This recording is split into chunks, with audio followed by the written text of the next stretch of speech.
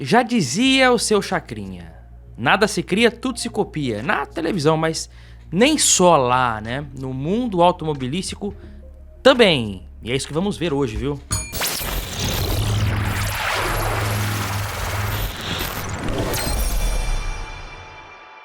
Olá, amigos do canal PL. Bem-vindos a esse canal que traz literatura automotiva e nostalgia. Olha, vamos começar com o nosso querido Brasília, ou a Brasília, né, lançado em 73, mas que teve o projeto iniciado por volta de 1970. Apesar de ser uma criação realmente brasileira, ela teve sim inspiração em modelos alemães, mais precisamente na linha 411 Type 4, lançada por lá em 1968. O projeto foi liderado por Erich Nordhoff, engenheiro responsável pela criação de novos modelos da Volkswagen após a Segunda Guerra, como a própria Kombi e também a linha Type 3, que era composta pela perua Variant, o sedã e o Fastback. No Brasil, o 1600 4 portas de 68, a Variant de 69 e o TR de 70 foram baseados nesses Type 3, embora eu ache os modelos brasileiros até mais bonitos. Os Type 4 chegaram com a proposta de ser algo a mais do que os modelos já em produção. Apesar de mecanicamente similar, ele trazia um estilo inédito na marca, com colunas finas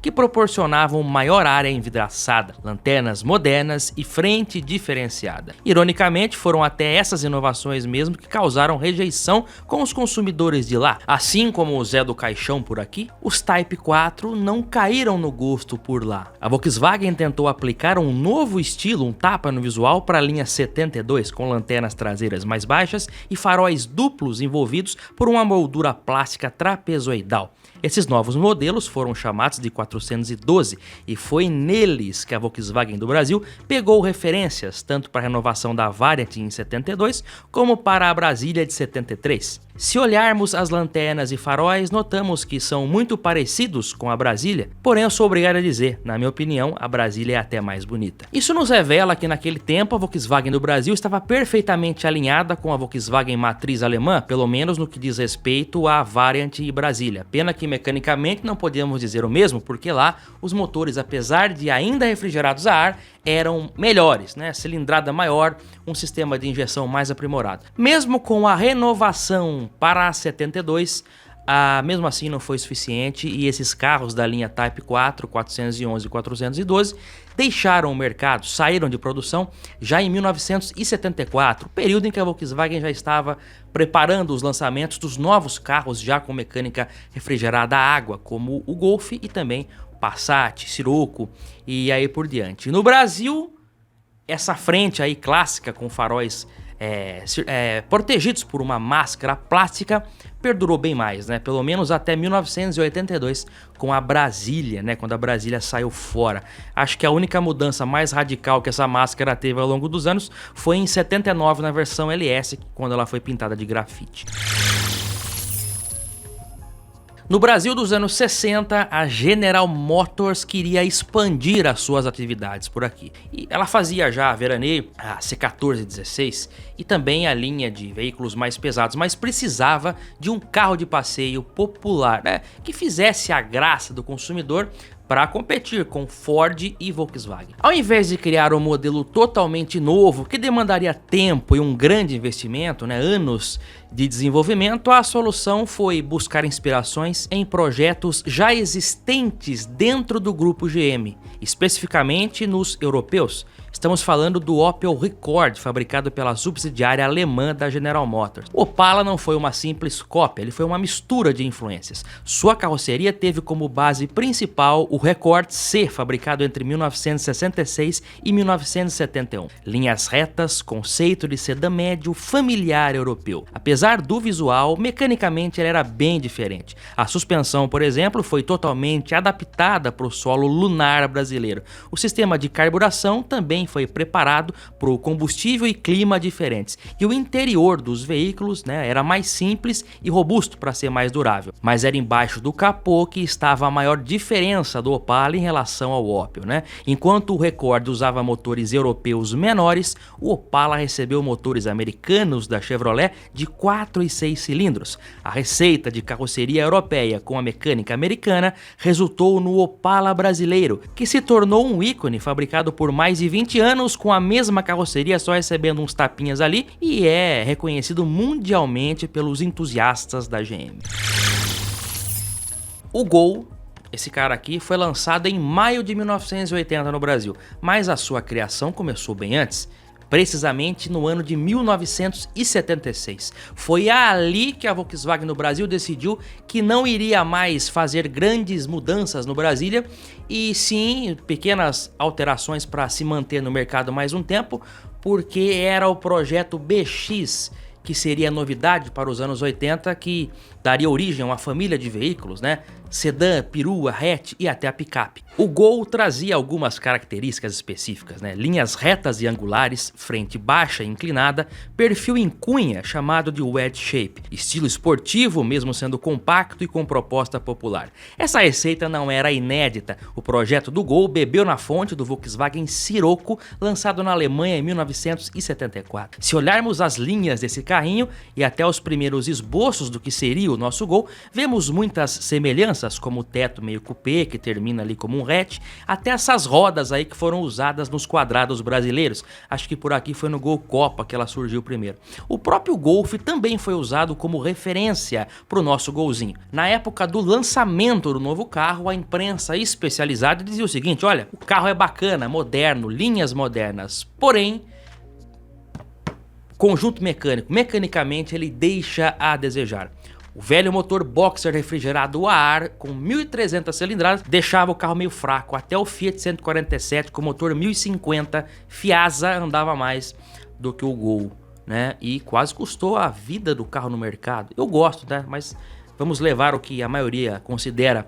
E então o carro ele foi mesmo inspirado no Scirocco, no Golf, que eram carros muito modernos para os anos 70. Só que mecanicamente ele era bem defasado, porque o Golf e o Scirocco e até mesmo o Passat usavam motores de origem Audi, enquanto o nosso Gol primeiro usava o velho motor do Fusca, projeto lá dos anos 30. Vamos embalar aqui, vou falar um pouco mais sobre Gol, Paraty e Voyage. Vamos, gira.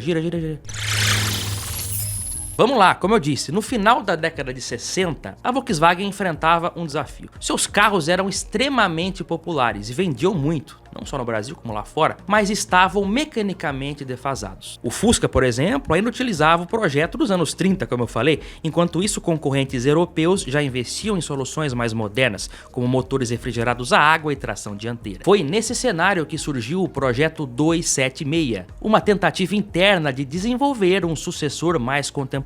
Motor e tração dianteira, seguindo a tendência da época, design mais moderno e funcional, com linhas simples e práticas, estrutura pensada para maior eficiência e melhor aproveitamento interno. Se olharmos esse carro, vemos que as lanternas traseiras e até a tampa ali traseira lembra bastante a Brasília, né? Ou a Brasília que lembra ele, porque ele é mais antigo. Apesar dessas inovações, o carro ainda mantinha algumas características conservadoras, como o uso do motor refrigerado a ar. É isso mesmo, eu já disse que o Gol foi o primeiro carro produzido com motor a ar na dianteira. De fato ele foi, porque esse 276 já tinha o motor a ar na frente em 1969, mas ele não foi produzido. Ele não chegou a ser produzido em série, ele ficou só como um protótipo, né? Nessa época, a Volkswagen já estava adquirindo o grupo Audi, né? Que já tinha projetos mais modernos. O K70, por exemplo, foi uma consequência disso. E a empresa então decidiu investir em modelos que utilizavam motores a água. Essa nova onda, literalmente, de água, ela deu origem. Golf, Passat, Scirocco, K70 foi o primeiro, né, se não me engano. E então o projeto 276 foi eliminado, mas ele serviu como norte para a lanterna e a tampa traseira da Brasília, e mais ainda, a frente dele. Veja só, né? Nós estamos falando de 1969 e ele já tinha esses faróis retangulares com a seta do lado. Isso lembra alguma coisa? Hein? Voyage e Paraty, 1981 Voyage, 1982 Paraty. Eles tinham a frente muito parecida com a desse carro. Certamente o pessoal do design da Volkswagen do Brasil se inspirou mesmo nesse carro do final dos anos 60. E esse design foi incorporado então nos modelos da linha BX. O Gol também ganhou essa frente em 1985 no SLS. O primeiro foi o GT em 84, mas em 85 então padronizou-se ali para todos os modelos. É isso aí, o carro não saiu da fase protótipo, mas elementos que estavam presentes ali serviram de inspiração para outros carros, inclusive carros brasileiros. No começo dos anos 80, a Ford do Brasil precisava de novos ares, novos modelos, produtos mais modernos para substituir o velho Maverick, que já havia sido descontinuado em 79, e o Ford Landau, que também ainda era produzido, mas já tinha previsão de retirar, né?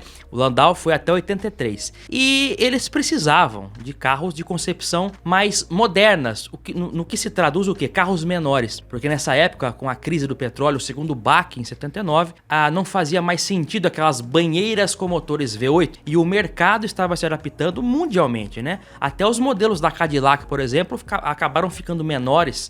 Eu já até mostrei exemplos disso aqui.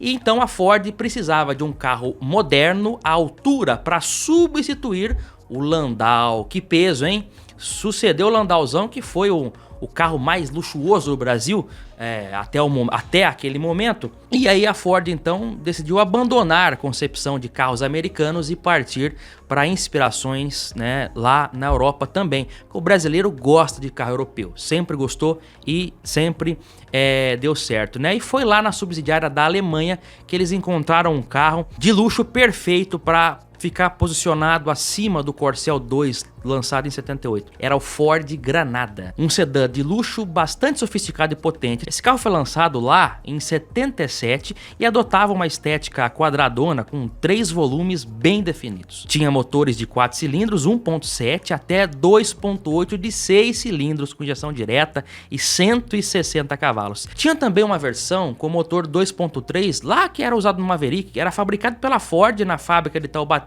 e enviado para lá. Então ele poderia ser muito bacana porque o motor já era feito aqui, né? Então fazer o carro com esse motor seria uma excelente ideia. Porém, não era tão simples assim, não era só pegar o motor e fazer. Fazer o carro como um todo era complexo, porque a plataforma do Granada, bem moderna naquele tempo, era cara. Então você adaptar toda uma linha de produção no Brasil para produzir esse carro, uma fortuna, né? Então a produção nacional se tornou inviável e aí a Ford do Brasil teve que rebolar. E foi aí que nasceu o Ford Del Rey. Apesar da grande semelhança, especificamente na traseira, né? O Del Rey era muito mais simples e menor. Ele tinha 22 centímetros a menos no comprimento total e o entre-eixos era de apenas 2,44 m, 33 centímetros a menos que o modelo europeu. Isso comprometia inclusive o espaço interno. A principal limitação do Del Rey, porém, era a mecânica, viu? Enquanto o Granada usava modernos e potentes motores europeus, o Ford Del Rey aqui no Brasil tinha que se contentar com o fraco e anêmico motor 1.6 de origem Renault, que já era usado no Corcel, né? O motor 1.6 que rendia apenas 70 cavalos, é menos do que o motor 1.0 dos anos 2000. Era pouco realmente para um carro que se pretendia de luxo, né? Pesava cerca de 1.100 quilos e precisava oferecer recursos também, como direção hidráulica, vidros elétricos e até ar-condicionado. Você imagina um Del Rey desse 1.6, motorzinho Sierra, né? E ali ar-condicionado e câmbio automático de 3 marchas. Desempenho sofrível. Mas nós temos que ler o cenário daquele tempo. Brasil, da década de 80, mercado fechado, importação fechada. E apesar de tudo, o Del Rey fez sucesso e teve o seu público cativo, né? Porque ele tinha uma vantagem também, não era só coisa ruim. O carro era econômico, ele era um carro econômico, ponto muito considerável em tempos de crise. E era um carro muito bem acabado também, um luxuoso, aquele painel bem completão, um carro que eu gosto realmente, mas quando comparamos ele com o Granada é muito melhor. Mas é até engraçado a semelhança dele, principalmente na parte traseira. Olha, no ano de 1987, a Auto Latina, né, surgiu. Era uma fusão entre a Ford e a Volkswagen, no qual era previsto o compartilhamento de motores e desenvolvimento de novos modelos. O primeiro carro produzido por eles em conjunto foi o Ford Verona, lançado em 1989. Ele era, na verdade, um Escort sedã, uma variação que já tinha lá fora, só que com 4 portas. No Brasil, Naquela época, a preferência ainda era de 2 portas. Por essa razão, o Verona saiu só com 2 portas. Não tinha a versão de 4 portas. Era o Escort Sedan lá fora, era o Ford Orion, né? Se olharmos a frente do Ford Orion, era basicamente a mesma que foi usada no Verona aqui. Porém, a parte traseira era bem diferente.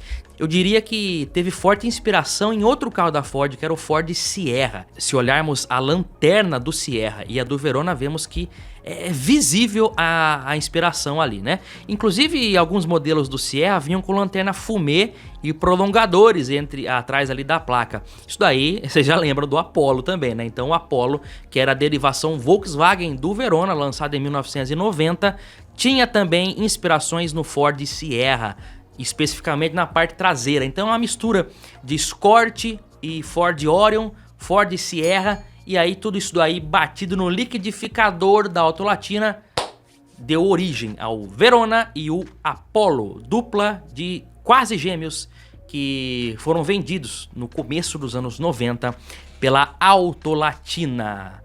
Meus amigos, existem muitas outras inspirações que eu vou trazer para você nos próximos vídeos que sairão nos próximos dias. Tem mais! Aliás, eu quero saber de você.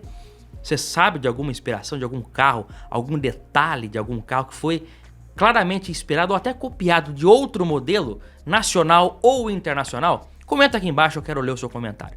Um forte abraço a todos e até o próximo vídeo aqui no canal PL. Até mais, tchau pessoal!